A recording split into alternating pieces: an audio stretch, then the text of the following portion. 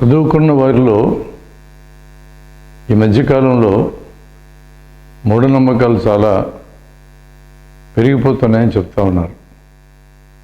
మామూలుగానైతే చదువు లేదు కాబట్టి గ్రామాల్లో ఉన్న వాళ్ళకి, పల్లెటూరులో ఉన్న వాళ్ళకి చాలా మూఢనమ్మకాలు ఉంటాయని అనుకుంటూ ఉంటారు. ఆ విధంగా చదువుకున్న వాళ్ళు చదువు వలన పూర్ణంత మూఢనమ్మకాలు పోయి తెలివితేటలు పెరుగుతాయని చెప్పని అనుకునే అవకాశం ఉంది. కానీ మన అనుభవం ఏం చెప్తుందంటే, చదువు పెరిగే కొద్దీ చదువుతో పాటు మూఢనమ్మకాలు పెరగడం, ఈ మూఢనమ్మకాలు కలిగిన వాళ్ళు మాట్లాడడం చేతనైన వాళ్ళు, రాయడం కూడా చేతనైన వాళ్ళు అయితే వాటిని ఇతరులకి అందించే కార్యక్రమం కూడా పెద్ద ఎత్తున జరుగుతుంది.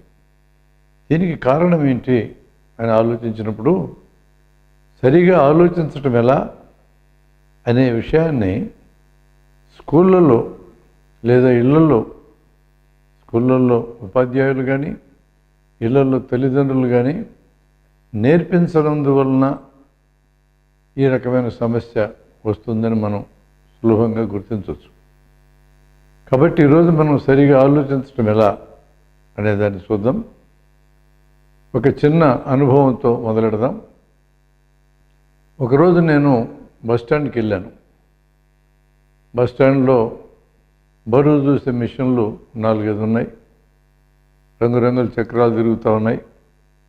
దాన్ని ఎక్కి నిలబడగానే చక్రాలు వేగంగా తిరగడం అదో గొప్ప సరదాగా ఉండే కార్యక్రమంలాగా అనిపించింది. దాన్ని ఎక్కి నిలబడ్డాను. దాంట్లో ₹2 వేయగానే చిన్న స్లిప్ బయటకు వచ్చింది, కార్డు. దాని మీద 80 కిలోలు నీ బరువు అని చెప్పింది. ఆ స్లిప్ని వెనక్కి తిప్పి చూడగానే, ఈ వారం మీ ఇంటికి బంధువులు వచ్చే అవకాశం ఉందని నా అదృష్టం కూడా రాసి ఉంది. ఇలా రాసి ఉంది ఏంటని ఒక్క నిమిషం ఆగి మరలా అదే మిషన్ మీద ఎక్కి ₹2 వేస్తే మళ్ళా 80 కిలోలని చెప్పింది. ఈసారి జాగ్రత్తగా ఉండకపోతే ప్రమాదాలు జరుగుతాయి అని చెప్పి రాసింది. మళ్ళీ మూడోసారి కూడా ఎక్కి ₹2 వేశాం. మళ్ళీ 80 కిలోలని చెప్పింది. ఈసారి నీ భవిష్యత్తు చాలా ఆశాజనకంగా ఉంటుందని చెప్పింది. నిమిషం లోపల ఇన్ని రకాలుగా నా అదృష్టాలు మారింది ఏంటి అని అనిపించింది. నా సూట్ కేసు దాని మీద పెట్టా, 8 కిలోలని వచ్చింది. దానికి కూడా అదృష్టం చెప్పింది మిషను. దీన్ని ఎలా చూడాలి? ఆ మిషన్లో ముందే కార్డులను నచ్చుకుంటుంటాయి, వాటన్నిటి నుండి అదృష్టాలు రాసుకుంటాయి. మనిషి ఎక్కిన తర్వాత మనిషి తూకాన్ని ఒక పక్క ప్రింట్ చేసి మనకి ఇస్తుంది. ఇది అక్కడ జరుగుతున్న ప్రక్రియ. కానీ అదృష్టం చూసుకోవడం కోసమే ఆ మిషన్లు ఎక్కేటోళ్ళు కూడా అక్కడ నాకు చాలామంది కనపడ్డారు. మీ ఊరికి ఒక వ్యక్తి వస్తాడు, నేను రిషికేశ్లో తపస్సు చేసి గొప్ప శక్తులు సంపాదించుకున్నాను, మీ ఇంట్లో ఉండే బంగారం అంతా తీసుకురండి, మీ ఇంటి నట్టింట్లో గొయ్యి తీసి దాన్ని పాతిపెట్టి నేను దానికి మంత్రం వేస్తాను, తెల్లవారేసరికి ఈ బంగారం రెట్టింపు అవుతుంది అని చెప్పి అంటాడు.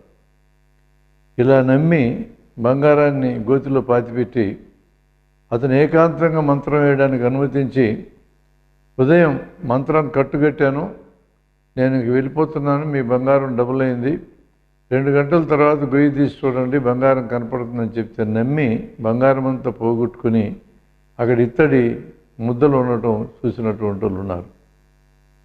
దీన్ని ఎలా చూడాలి?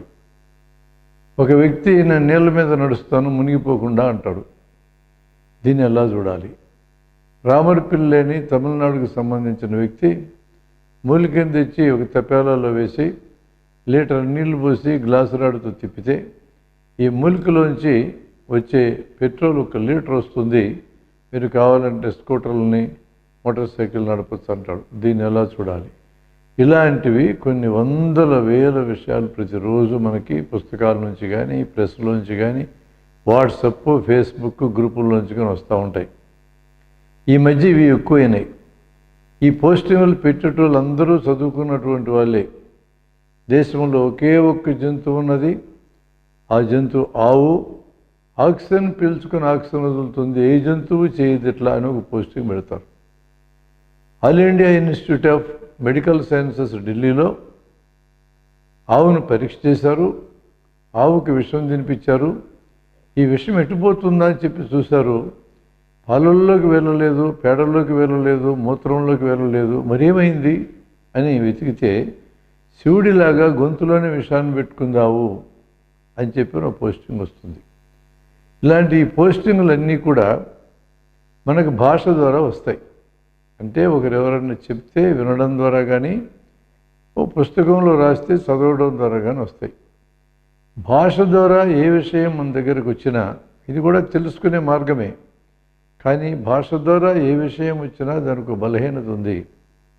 నీళ్ళ మీద నేను నడుస్తాను అని భాష ద్వారా మీకు సమాచారం వస్తే మీకు అర్థమయ్యేది ఏంటంటే ఈ వ్యక్తి భాష ద్వారా నీళ్ళ మీద నడుస్తాను అని ప్రకటించాడు అని అర్థమవుతుంది తప్ప నిజంగా నీళ్ళ మీద నడవగలడా లేదనేది భాష ద్వారా అర్థం కాదు.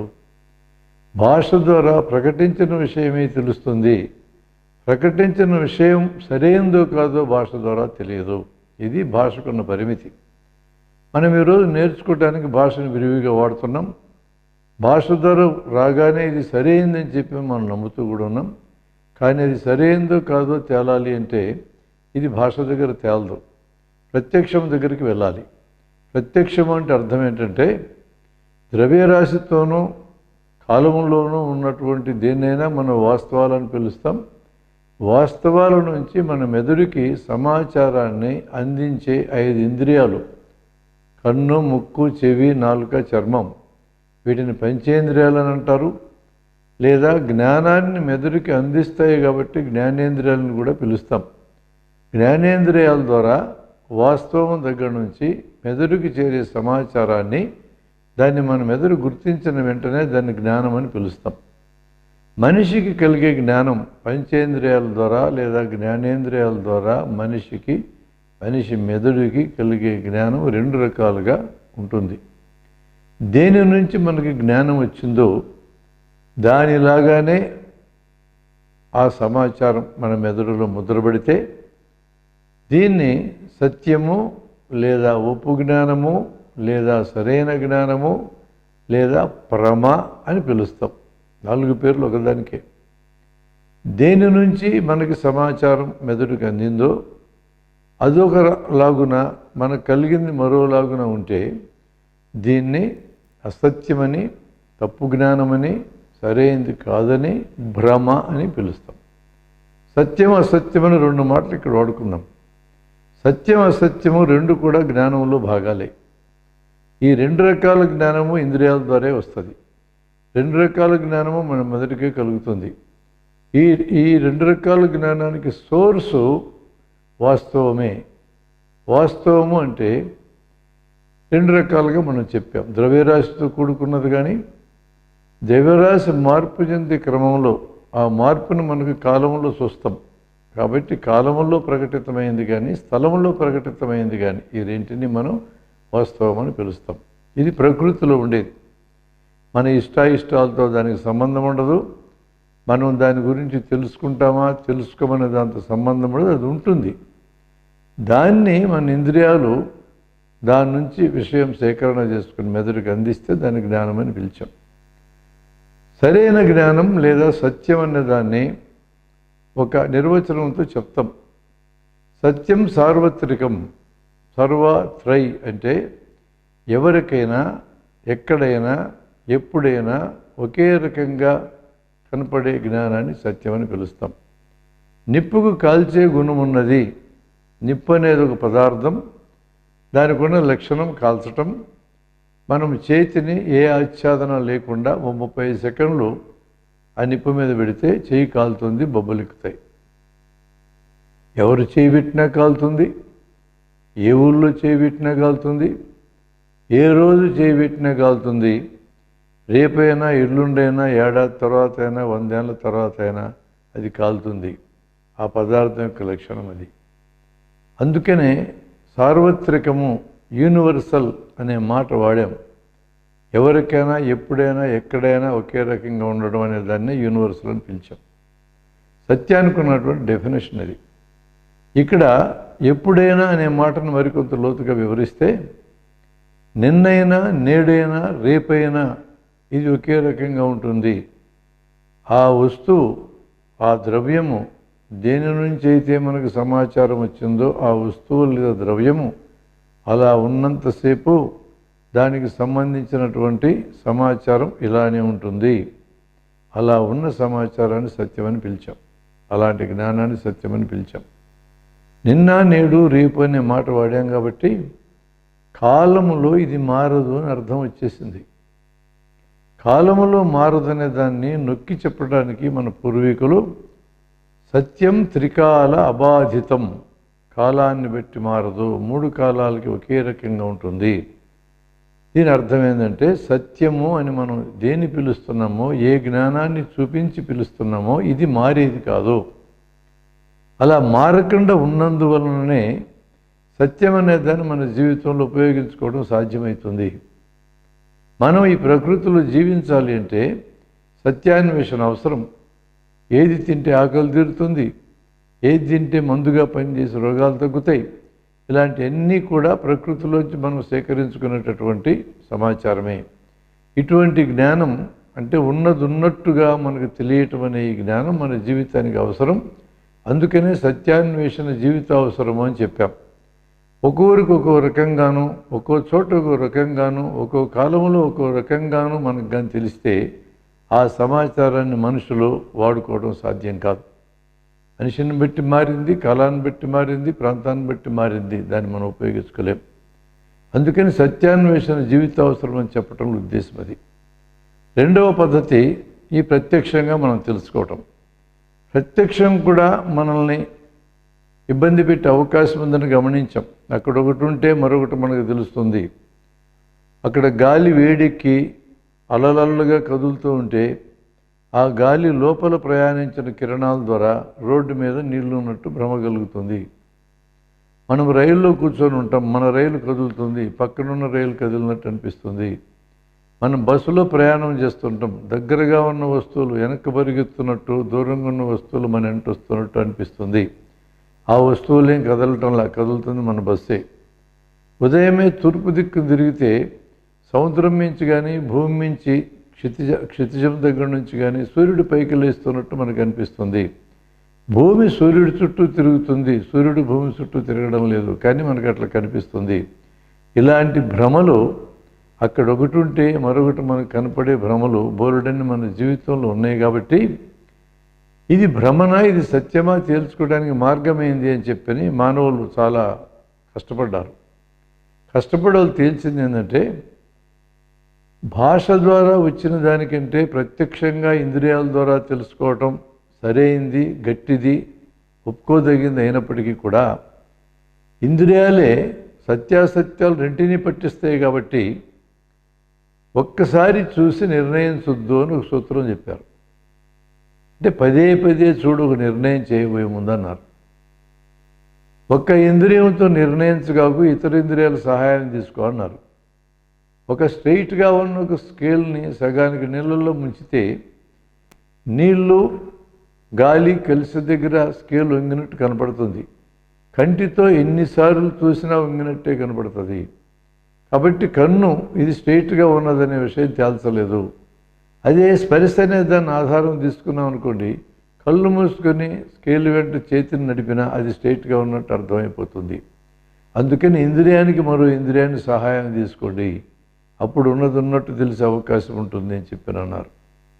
ఇంద్రియాల సామర్థ్యం పెంచి చూడండి అన్నారు. అతి సూక్ష్మంగా ఉన్నవి మన కంటికి కనపడవు కాబట్టి మైక్రోస్కోప్ అనే సాధనాన్ని, అతి దూరంగా ఉన్నవి కూడా కనపడవు కాబట్టి టెలిస్కోప్ అనే సాధనాన్ని, ఇలాంటి సాధనాలు మన చూపును యొక్క సైజును పెంచడానికి ఉపయోగపడతాయి కాబట్టి వాటి ఆధారంగా కూడా తెలుసుకొని చెప్పారు.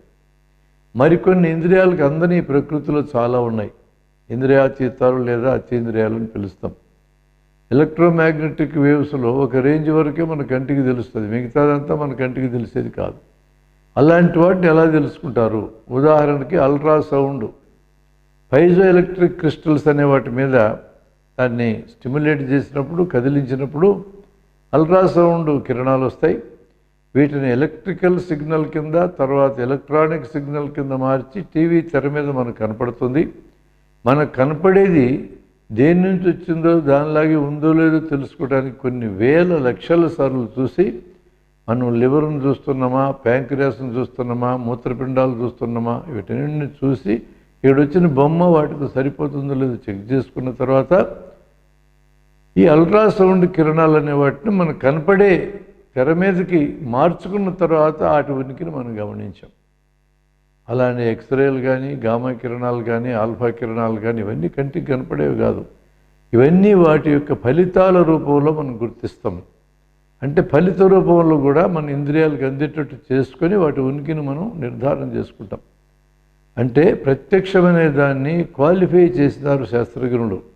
పదే పదే చూడమని, ఇతర ఇంద్రియాల సహాయం తీసుకోమని, ఇంద్రియాల సామర్థ్యం పెంచమని, వాటిని మన అనుభవంలోకి వచ్చేటట్టుగా అతీంద్రియాలను మార్చుకొని మరీ చూడమని ఈ 4 పద్ధతుల్లో ప్రత్యక్షాన్ని తెలియజేశారు. తరువాత మనం ఈ ప్రత్యక్షంగా ఇంద్రియాల ద్వారా తెలుసుకున్న సమాచారాన్ని అంతా ఒక దగ్గర చేర్చి ఒక పరికల్పన చేస్తాం. లేదా మన పరిశీలన పరికల్పనతోనే స్టార్ట్ చేయొచ్చు. హైపోథీసిస్ అంటాం దీన్ని. అంటే ఒక నిర్ణయానికి వస్తాం. ఈ నిర్ణయం సరైనదో కాదో తేల్చుకోవడానికి ప్రయోగం చేస్తాం.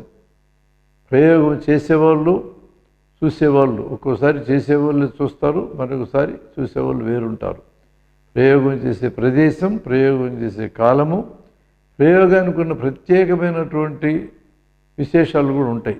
నిప్పుతో ప్రయోగం అన్నప్పుడు చర్మం మీద ఏ ఆచ్ఛాదనాలు లేకుండా ప్రయోగం చేయాలి. కనీసం 30 సెకండ్లు నిప్పుని చర్మం మీద పెట్టుకోవాలి. ఇవి ప్రత్యేకమైన కండిషన్లు. అన్ని ప్రయోగాలకు ఉండే జనరల్ కండిషన్లు ప్రయోగం చేసే వ్యక్తి లేదా చూసే వ్యక్తి, ప్రయోగం చేసే ప్రదేశము, ప్రయోగం చేసే కాలము, ఈ 3 కామన్. ప్రతి ప్రయోగానికి ప్రత్యేకమైన కండిషన్లు శాస్త్రజ్ఞులు చెప్తారు. ఆ కండిషన్ల లోపల ఆ ప్రయోగానికి ఆ ఫలితం వస్తుందని తీర్మానం చేస్తారు. ఈ ప్రయోగాన్ని ఎవరైనా ఎక్కడైనా ఎప్పుడైనా ఇదే రకంగా చేస్తే ఇదే ఫలితం వస్తుందని రికార్డు చేస్తారు. దీన్ని వెరిఫికేషన్ అంటాం. ఇలా నిర్ధారణ చేసినటువంటి దాన్నే సార్వత్రికత. ఎవరైనా ఎప్పుడైనా ఎక్కడైనా అనే స్థాయికి వచ్చినప్పుడే సత్యం సార్వత్రికం అనే మాట వాడడానికి సరిపోతుంది. ఇలాంటి సత్యాలన్నీ పోగు చేసుకుని గంపలో పెట్టుకుంటుంది సైన్సు. అసత్యాలను కూడా పోగు చేసుకుని మరో గంపలో పెట్టుకుంటుంది. ఆ ప్రయోగాన్ని మరలా చేయకుండా ఉండడానికి. ప్రయోగం చేసిన తర్వాత కూడా సత్యం అసత్యం ఇంకా తేలదు. ఇంకా తేలని వాటిని మరో గంపలో పెట్టుకుంటుంది. ఇప్పుడు ప్రయోగం చేయటానికి వీలుగాని అంశాలు కొన్ని ఉంటాయి. వీటిని కేవలం ఊహ ద్వారా, అంటే 3వ పద్ధతి ద్వారా నిర్ధారించాలి. ఇప్పటికి 2 పద్ధతులు మనం తెలుసుకున్నాం. భాష ద్వారా, మాట్లాడే భాష కానీ రాసే భాష కానీ, దీని ద్వారా విషయం తెలియటం ఒకటి. దీని ద్వారా ఏ విషయం తెలిసినా ఫైనల్గా ప్రత్యక్షం దగ్గరికి వెళ్ళాల్సిందే. ఇక్కడ దీని ద్వారానే మనం ఇది సరైందని తేల్చలేము, భాషగా బలహీనత ఉందని చూసాం. ప్రత్యక్షం దగ్గరికి వెళ్ళినప్పుడు అది భాష కంటే బలమైనది అయినప్పటికీ కూడా ప్రత్యక్షం దగ్గర కూడా మనం దాన్ని విశేషించుకున్నాం. పదే పదే చూడమని, అనేక ఇంద్రియాల సహాయం తీసుకోమని, ఇంద్రియాల సామర్థ్యం పెంచుకోమని, తన అనుభవంలోకి తీసుకొని రండి అతీంద్రియాలని 4 పద్ధతులు అక్కడ ఉపయోగించుకున్నాం. ఈ విధంగా 2 పద్ధతులను మనం గమనించాక 3వ పద్ధతి కూడా ఉంది జీవితంలో. అది కూడా చాలా ముఖ్యమైనది. కొంత సమాచారం ప్రత్యక్షంగా మనకు అందించిన తర్వాత మరికొంత సమాచారాన్ని ఊహించటము. ఒక కొండ మీద పొగ వస్తుంది, మన కంటికి పొగ కనపడింది, ఇది మన కంటికి అందించబడ్డ సమాచారం. పొగ ఎందుకు వస్తుంది అని ప్రశ్నించుకున్నాం. అక్కడ నిప్పు ఉండే ఉంటుంది అని ఆన్సర్ చెప్పుకున్నాం. గతంలో ఎప్పుడో మన అనుభవంలో నిప్పున్న చోట పొగ రావటం అనేది జరుగుతుంది కాబట్టి ఇప్పుడు మనకు పొగ కనపడితే నిప్పు ఉందని ఊహించాం. నిజంగా అక్కడ నిప్పు ఉందని రెట్టించి అడిగామనుకోండి, పొగ ఉంది కాబట్టి నిప్పు ఉంటుందని దబాయించడం కుదరదు. నిప్పు ఉందో లేదో తెలియాలి అంటే అక్కడికి వెళ్ళి చూడాల్సిందే అని ఆన్సర్ వస్తుంది. అందులో ప్రత్యక్షం దగ్గరికి వెళ్ళాల్సిందే. అంటే మనం ఊహించినటువంటి సరైనవో కావో తేలాలి అంటే ప్రయోగం దగ్గరికి వెళ్ళాల్సిందే. ఊహలు జీవితంలో చాలా అవసరము, చాలా ఎక్కువ ఉంటాయి. అలాంటి ఊహలు సరైనవో కాదో తేల్చుకోవడానికి తిరిగి ప్రత్యక్షం దగ్గరికే మనం వెళ్తాం, ప్రయోగం దగ్గరికే వెళ్తాం. సారాంశం ఏంటంటే మనకి ప్రకృతిలోంచి విషయాలు తెలుసుకోవడానికి ఉన్న మార్గాలు, భాష ద్వారా ఒక మార్గం, ఇది బలహీనమైనటువంటి మార్గం. గ్రంథంలో రాసి ఉంది, పుస్తకంలో రాసి ఉంది, నా మిత్రుడు చెప్పాడు, నా స్నేహితుడు చెప్పాడు, నాకు తెలిసిన వ్యక్తి చెప్పాడు, ఇలా మాట్లాడతాం గ్రంథం ద్వారా వచ్చిందాన్ని. ప్రత్యక్షం ద్వారా ఇది సరైనది కాదో తెలుసుకోవాలా. ప్రత్యక్షాన్ని కూడా మనం సైన్స్ పద్ధతి అనే దాంట్లో వివరించుకున్నాం. మరొక పద్ధతి కొంత సమాచారం అందిస్తే మరికొంత ఊహించడం, ఇది కూడా ఫైనల్గా తేలాలంటే ప్రత్యక్షం దగ్గరికి మనం వెళ్ళాలి. ఈ మూటిల్లో ప్రత్యక్షం అనేది బలమైనది. అటువంటి ప్రత్యక్షం కూడా మనల్ని తప్పుదోవ పట్టించే అవకాశం ఉంటుంది కాబట్టి దానికి కూడా క్వాలిఫికేషన్స్ ఇచ్చాం, మనము వివరణ ఇచ్చుకున్నాం. 3 పద్ధతుల ద్వారా తప్ప 4వ పద్ధతి మనిషి నేర్చుకోవడానికి లేదు. ఇక్కడ నమ్మకము, మూఢనమ్మకం అనేది ఎక్కడొస్తుంది? మనం మొట్టమొదటి వీటి గురించి మాట్లాడుకున్నాం. ఏ విషయమైనా తెలియని దగ్గర నమ్మకం ఉంటుంది. ఎవరి దగ్గర నుంచి మనకి సమాచారం వచ్చిందో ఆ వ్యక్తి మీద మనకు గురి ఉంటే నమ్మకం ఉంటుంది. ఆ నమ్మకం సరైందో కాదో తేలాలి అంటే ప్రయోగం దగ్గరికి వెళ్ళాల్సిందే, మరో మార్గం లేదు.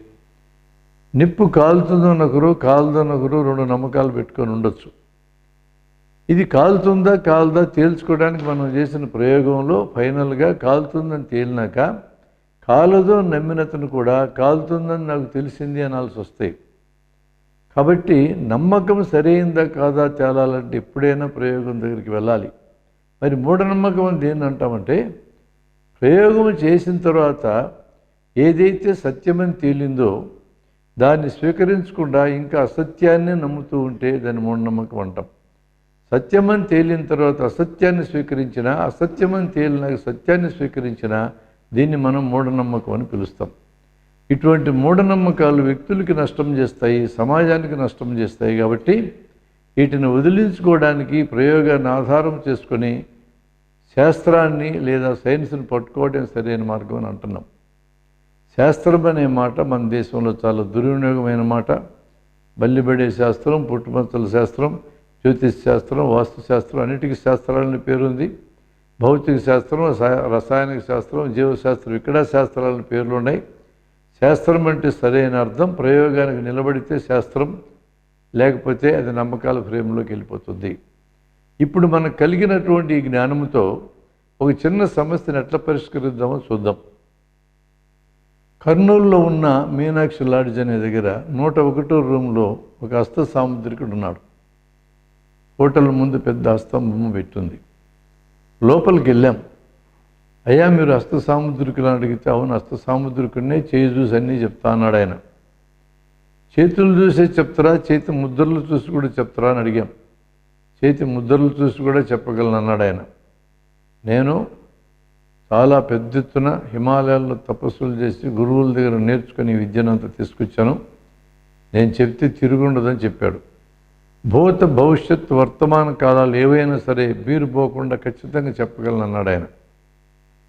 మీరు ముద్రలు కూడా చెప్తానన్నారు కాబట్టి ఒక్కో చేతికి మేము అడగాలంటే ఎంత డబ్బులు ఇవ్వాలని అడిగాం. 25 రూపాయలు ఇవ్వాలన్నాడు. మా జేబులోంచి 10 ముద్రలు తీసి ఆ ముద్రలన్నింటి మీద నంబర్లు ఉన్నాయి. ఏ ముద్ర ఎవరి చేతితో ముందే రాసి పెట్టుకొని జేబులో పెట్టుకున్నాం. 10 ముద్రలు ఆయన ఎదురుగా పరిచి 10 × 25 250 రూపాయలు ఆయన ముందు పెట్టి, అయ్యా ఈ చేతి ముద్ర కలవాళ్ళ గురించిన అన్ని విషయాలు చెప్పమని నేనేం అడగడం లేదు, కానీ ఎవరికి పెళ్ళి అయిందో ఎవరికి పెళ్లి కాలేదో, ఎవరు ఆడవారో ఎవరు మగవారో ఉన్నది ఉన్నట్టు 20 ప్రశ్నలు కరెక్ట్గా చెప్పండి, 250 తీసుకోండి అన్నాం. ఆయన కళ్ళు మూసుకున్నాడు, గుణింతాలు వేస్తున్నాడు, లెక్కలు వేస్తున్నాడు, చేతులు తిప్పుతున్నాడు, కానీ చెప్పటం లేదు. ఇది చెప్పటం అతనికి సాధ్యం కాదు. ఎందుకంటే డేటా నా దగ్గర ఉంది. ఆయన నాకు కరెక్ట్గా చెప్పాలి. ఒక్కడి తప్పుపోయినా ₹1 కూడా ఇవ్వనని చెప్పా. 2 నిమిషాలు గడిచిన తర్వాత ఆయన జవాబు ఇవ్వకపోయేసరికి, అయ్యా మీరు ఇన్ని ప్రశ్నలు కాబట్టి చెప్పడానికి ఇబ్బంది పడుతున్నారేమో, ఒకే ఒక ప్రశ్న వేస్తా, భవిష్యత్తు చెప్పాలి, నా గురించి అడుగుతా, భవిష్యత్తు చెప్పాలి, కరెక్ట్గా చెప్పాలి, చెప్తే 250 ఇచ్చి వెళ్తారన్న. అప్పుడు నా చేతిలో ఉన్నటువంటి పెన్ను తీసుకున్నా. అయ్యా ఇది పెన్ను, ఈ పెన్నుతో నా శరీరం మీద నా చర్మం మీద ఇలా కూర్చుకున్నా కరెక్ట్గా చెప్పని అడిగా. అతను చెప్పలేడు. పుచ్చుకోవడం అని పని నా చేతిలో ఉంది, ఆ ఫలితాన్ని ఆయన చెప్పాలి.